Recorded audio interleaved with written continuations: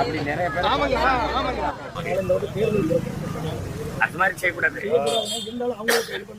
பூக்காத காய்க்காத மரத்துக்கு யாராவது தண்ணி ஊற்றுவானா, உரம் போடுவானா? இந்த ஓட்டு நமக்கு வராது, வேற ஆளுக்கு போயிருந்தா தான் என்ன வேணும்னு கேட்பான். யார் உங்களுக்கு சொல்லி கொடுக்குறது?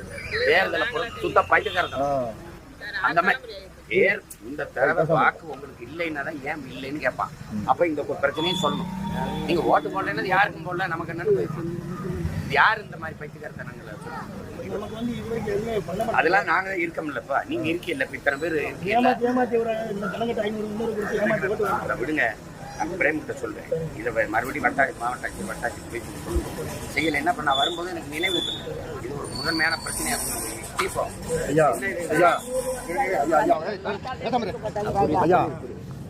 தண்ணி அந்த சாக்கடை எடுக்கிறது இல்லைங்க, சொல்லிட்டு நல்ல தண்ணி வர்றது இல்லைங்க, கூட்டுறது இல்லைங்க.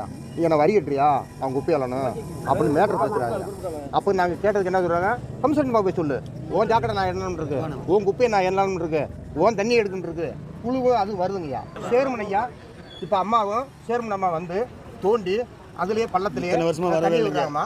அப்போ நாங்கள் என்ன சொன்னோம், அம்மா பாதாள வேணாம் கட்டாதீங்க, மேலே ஒரு குழாயை போடுங்க அப்படின்னு சொன்னீங்க. இந்த மீட்டருக்கு மட்டும் மேலே மட்டும் வேலை 4 மாசம் இருக்கலானே பட்டா எங்களுக்கு அதே இடத்துல வேணுங்க. எங்களுக்கு அதுல காசு இருந்தால் போதுங்க, தரமாட்டாங்க. நம்ம உங்க பிள்ளைய வந்து அது சரி அப்படி நிறைய பேர் அது மாதிரி செய்யக்கூடாது. பூக்காத காய்க்காத மரத்துக்கு யாராவது தண்ணி ஊற்றுவானா, உரம் போடுவானா? இந்த ஓட்டு நமக்கு வராது, வேற ஆளுக்கு போயிருந்தா தான் என்ன வேணும்னு கேட்பான். யார் உங்களுக்கு சொல்லி தேர்தலை சுத்த பைத்தியக்காரன் அந்த மாதிரி பேர் இந்த தடவை வாக்கு உங்களுக்கு இல்லைன்னா தான் ஏன் இல்லைன்னு கேட்பான். அப்ப இந்த பிரச்சனையும் சொல்லணும்.